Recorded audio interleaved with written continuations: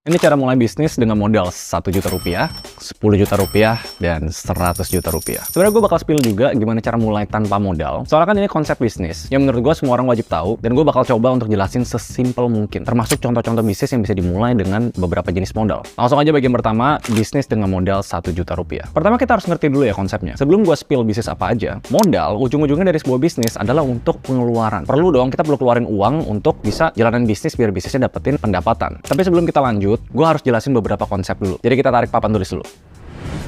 Pengeluaran dari sebuah bisnis bisa dikategorin di dua, capital expense sama operating expense. Capital itu yang jenisnya mungkin kayak sekali beli. Misalnya mau bisnis es krim, kalian harus beli mesin es krimnya. Sekali beli doang tuh. Atau bisnis printing fashion, kalian beli mesin printnya. Nah itu capital expenditure. Di satu sisi yang satu lagi, ada yang namanya operating expenditure. Semua biaya yang dibutuhin untuk menjalankan bisnis. Dan sifatnya bisa setiap bulan keluar terus. Yang kayak gaji karyawan, bayar kantor, bayar listrik. Dan di bawah operating expense, bisa dikategorin kedua, variable cost atau fixed cost. Fixed cost itu sesuatu yang wajib kalian bayar, mau bisnisnya bagus, mau jelek, kalian bayar tiap bulan. Kayak gaji karyawan, sewa kantor, administrasi. Di satu sisi, ada juga variable cost. Ini yang gue paling suka banget nih. Jadi pengeluarannya cuma keluar kalau bisnisnya pun berjalan. Misalnya bagi komisi, profit sharing sama tempat kantor. Kenapa semua ini penting? Soalnya, di titik-titik modal yang berbeda untuk mulai bisnis, cara kalian puterin duitnya itu luar biasa beda dan penting banget. Nah sebenarnya teori capex opex ini, gue bahas jauh lebih dalam. Termasuk seluruh strateginya di program yang lagi berjalan di Sevenpreneur nih. 7 hari, 14 sesi, gue kumpulin semua ilmu gue buat lu bisa tahu semua yang lu butuhin untuk mulai bisnis apapun. Tenang, nanti pelan-pelan gue bakal mulai share yang di program itu di YouTube gue. Again, kalau views video ini banyak. Makanya pantengin aja Instagram Sevenpreneur gratis kok. Misi gue buat ciptain banyak pengusaha di Indonesia. Balik lagi ke topik bisnis 1 juta rupiah. Dan ini berlaku untuk yang ratusan ribu ya. Untuk modal kecil, gue sangat saran untuk coret capex-nya. Jangan beli bisnis yang harus mesinnya mahal-mahal atau alat-alat yang mungkin butuh modal gede. Tapi kan opex perlu ada. Gue perlu packaging, mungkin karyawan buat packing, dan gue sangat saranin untuk pengeluaran jangan keluar fixed cost sama sekali. Yang kalian bisa kreatif adalah main di variable cost. Oh sebelum gue lupa, ini hal penting banget. Kalau misalnya modal 1 juta, hal yang nggak boleh banget kalian lakuin adalah lupa subscribe sama nyalain lonceng kali ini. Oke, back to topic. Dengan modal 1 juta, kalian nggak punya leluasa untuk bisa ngestok barang banyak-banyak. Nggak bisa bikin produk atau jasa yang butuh riset dalam-dalam. Jadi bisnis yang cocok di kategori ini bisa dimulai dengan jual jasa atau freelancing, dropshipping. Jadi kalian jualin barang orang lain, kalian dapat komisi dari sana. Affiliate marketing. Jadi ada banyak jenis-jenis bisnis yang mungkin gue bakal taruh di layar juga, yang biasanya nggak butuh modal untuk memulai jualan. Terus 1 jutanya dipakai buat apa? Nggak ada capex, nggak ada fixed cost. Saran gue yang paling gede adalah kategori direct cost atau pengeluaran apapun yang menciptakan pendapatan.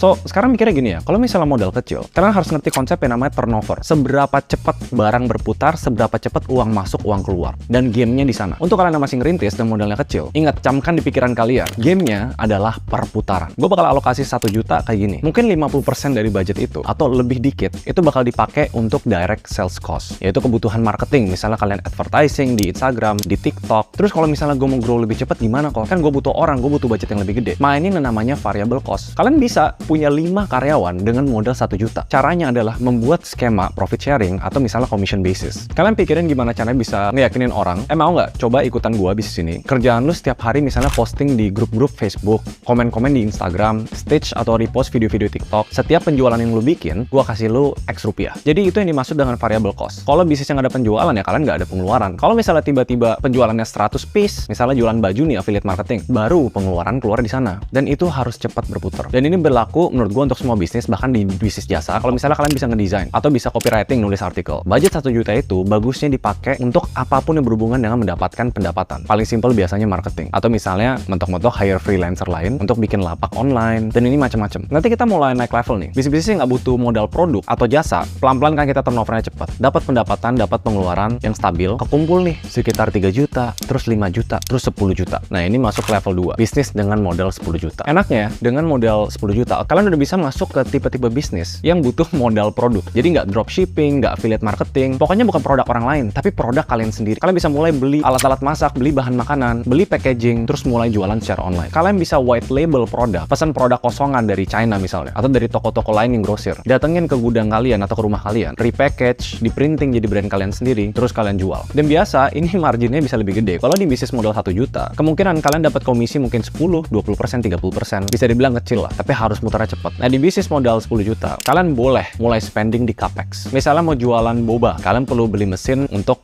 nge-stickerin gelasnya. Tapi yang gue saranin ini nggak boleh lebih dari 20-40% dari modal 10 juta kalian. Jangan modal 10 juta, 8 jutanya kalian buat beli mesin cetak printing untuk baju, untuk boba, apapun yang jenisnya capex, kalau bisa di bawah 50%. Kenapa? Soalnya dengan modal 10 juta, kalian tuh bisa invest di hal yang jauh lebih penting daripada semua itu, human capital. Kalian boleh deh tanya investor manapun atau konglomerat manapun, kalau lu mau bisnisnya grow, lu nggak bisa kerja dengan sendiri terus. Lu harus mulai hire orang. Cuma kalau 10 juta mau gaji siapa? Gue gaji fresh graduate, UMR aja 4 juta, 1 bulan habis. Mau nggak mau, kan harus bikin skema mirip-mirip sama skema bisnis 1 juta. Kalau 1 juta, karyawan kalian tuh lepasan, dia nggak ada kewajiban apa-apa. Di fase 2, 10 juta, kalian bisa berlakukan yang namanya PKWTT, pekerja tidak tetap. Yaitu, kalian kasih base salary atau gaji pokok, misalnya kecil aja, 500.000, 1 juta, tapi tetap berlakukan skema profit sharing atau komisi. Jadi mereka tetap semangat untuk ngejalanin kerjanya mereka. Di sini harus lebih hati-hati ya, karena kalian udah mulai punya fixed cost. Saran gue, nggak usah sewa kantor, nggak usah biaya-biaya lain yang pasti. Karena luxury-nya, privilege kalian dengan modal lebih besar adalah bisa hire orang. Fokus di sana, pikirin mereka kerja apa, social media yang bisa dibayar per post, content creator di TikTok yang bisa dibayar per orang yang beli di keranjang kuning. Enak deh, di sini kalian udah mulai bisa lebih leluasa untuk explore bisnisnya. Produk dan jasa yang kalian tawarin udah mulai ada keunikan, bukan cuma sekedar jual produk orang lain. Ngerti kan bedanya di mana ya? Sekarang di bisnis tahap 3, yaitu modal 100 juta. Gue di sini udah bisa bilang, dengan modal 100 juta, lu bisa jalanin bisnis apapun. Dan mulai boleh invest lebih banyak di capex sama fixed cost. Kalau emang butuh ngestok barang jauh lebih banyak, misalnya 20 juta, 30 juta. Kenapa? Soalnya gue beli barang dari supplier lebih murah kalau gue pesen lebih banyak. Monggo, di stok, asalkan turnovernya cepat, asalkan barangnya bisa habis dalam 3-6